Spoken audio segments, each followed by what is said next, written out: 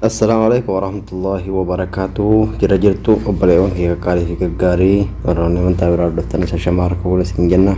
akkam jirtan baga jiraata isiniin jecha obboleewwan kee qaqqaalii fi gaggaarii har'a aappii Siwuscom isinii qabadhee dhufe aappii Siwuscom amma dura warri beektanii garuu namoonni hedduun aappii kana itti fayyadamaa jirtanii namoonni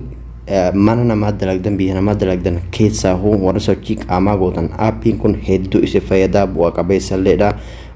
kisaara tokkollee isiniif hin qabu aappii kana buufadhaa jedhee amma durallee isinii himeen ture aappii kanarraa na fayyadamti aappiin kun aappii idiimsaan kafaltii namaa kafaluu garuu akkamitti kafaltii namaa kafaluu fi ulaagaa isin guutuu qabdanillee akkamitti akka guutuu qabdan isin garsiisan afaan turaatiin jedha aappii kana jalqaba kan argattan pilaastor keessa aappii Siwuscom ni barreessitan pilaastor keessatti ni argatanii akkasumas pilaastor keessa buufachuu caalaa ani amma peejii kiyya jalatti isin maxxansaa karaa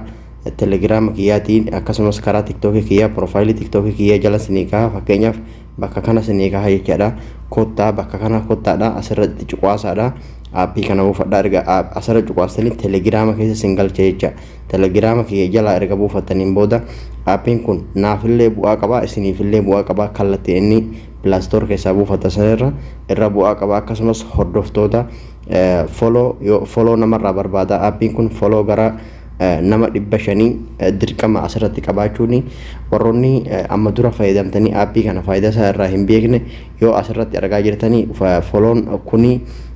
baalaansiin asirra jiru kun 20 yoo ga'e kallattiin sinii kafala wanni tokko maleedha as jalatti 20 yeroo ga'e warroonni asitti 1000 guunne yookaan jettan kumni suni waa doolaara miti jecha kumni sun doolaara osoo hin taane saantiiba isaati jechaadha saantiiba inni herreeggatu malee saantiiba yookaan idiimsa waan inni herreeggatu sani malee waa doolaara miti jecha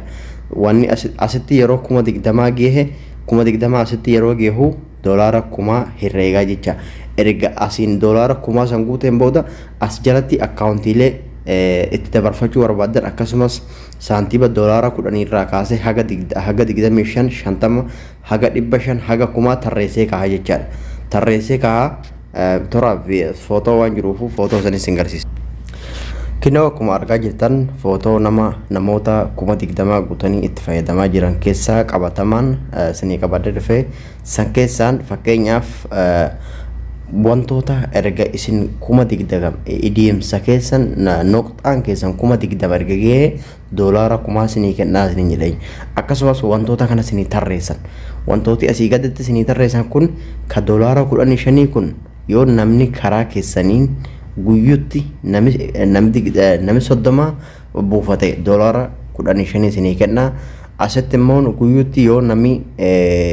nama 50 haa ta'u hagas ta'e akkasumatti fakkaata 50 haa ta'u 60 haa ta'u yoo namni karaa keessaniin buufate guyyutti doolaara 25 isinii kenna doolaara 25 kana guyyutti bitachuu dandeessanii jechaadha asumattis immoo argaa jirtan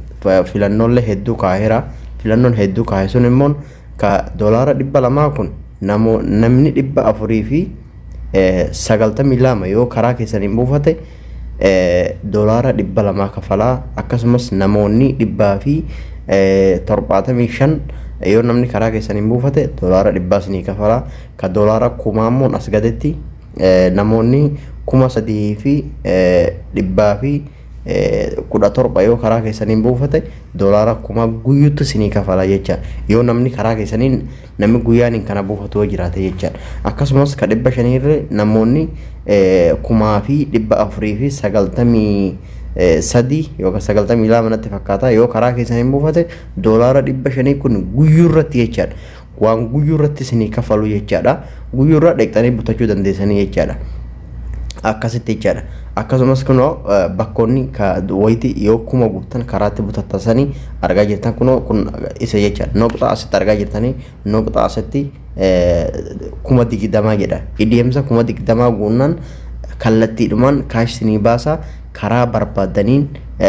hisaaba keessan ka barbaadanitti guutatanii irraa bitachuu dandeessanii jechaadha san qofaas miti warroonni karaa keessanii namoonni akka buufatan godhuudhaaf peejiilee warroonni peejii gurguddoo qabda waa kanatti fayyadamtanii bu'aa irraa argachuu dandeessan namallee fayyaduu dandeessanii warroonni aappii kana bilbila keessan irratti hin buufanne wallahi sunumatu kasarana malee waa tokko miti. Aappii keessa namoonni mana namaa dalagdan namoonni kaampaaniilee garaagaraa sochii qaamaa gootan hedduu takkas fayyada jecha. Xiqquma sochii qaamaa goonan immoo saffisa olaanaan dabala jecha. Keessa warroonni dalagaa deemsaa qabdanii akkasumas hajoolleen mana arabaa keessa dalagdan aappii kanatti fayyadama. Aappiin kun kasaaraa tokkollee isiniif hin qabu. Aappii kana buufadhaadha. Akkasumas linkii koppii godhaadha. Linkii koppii gootanii namaaf sheer gootanii namni sun dhaqee buufata hedduu namitti fayyadamuu danda'a jecha karaa salphaadhaan. Fakkeenyaaf linkii koppii godhuudhaaf karaa salphaa. Kunoo linkii koppii godhuudhaaf as jalatti bakka kanarra cuqaastanii erga asirra cuqaastaniin booda bakka frienditti kanarra cuqaastan erga achirra cuqaastanii ol buttanii linkiin keessan karaa gadii kana jira koppii gootanii erga koppii gootaniin booda bakka feetanii sheer godhuu dandeessanii akkasumas feesbuuk illee sooshaal miidiyaa hunda qabdan waasaap birallee wantoota garaagaraa sheer gootanii akkasitti namni yoo karaa keessaniin buufate isinii bu'aa guddaa buusuu danda'a jechaadha. Namnillee itti fayyadamaa ofiillee itti fayyadamtanii isiniin jedha. Viidiyoo kana guutuusaa YouTube chaanala kee jalatti argamtanii laayik sheer gochuun hin dagatinaa. Namoota wal fayyadu tahaa sheer walii godhaadhaan namoonni akka waan kana itti fayyadaman godhaa isiniin jedha. Galatooma.